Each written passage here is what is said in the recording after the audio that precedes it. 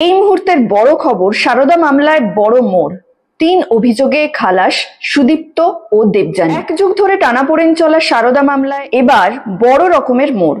সারদা গোষ্ঠীর কর্ণধার সুদীপ্ত সেন ও প্রাক্তন পরিচালক দেবযানী মুখার্জি মঙ্গলবার ৩টি পৃথক মামলায় খালাস পেলেন আদালতে। তবে আইনি জটিলতা এখনই শেষ হচ্ছে না। দুজনের বিরুদ্ধেই এখনো রয়েছে একাধিক মামলা। সিবিআই এবং ইডির তদন্তও চলছে সমান্তরালে। ফলে আপাতত কারাবাসের অবসান ঘটছে না তাদের।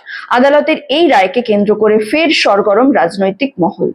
অন্যদিকে কলকাতা হাইকোর্ট রাজ্য সরকারকে স্পষ্ট নির্দেশ দিয়েছে, সুদীপ্ত সেনের বিরুদ্ধে কতগুলি মামলা এখনো বিচারাধীন তার পূর্ণাঙ্গ তালিকা 4 সপ্তাহের মধ্যে জমা দিতে হবে। 2013 সালে সারদা চিটফান্ড কাণ্ড প্রকাশ্যে আসার পর হাজার হাজার ক্ষুদ্র বিনিয়োগকারী সর্বস্ব খুইয়ে দিশেহারা হয়েছিলেন।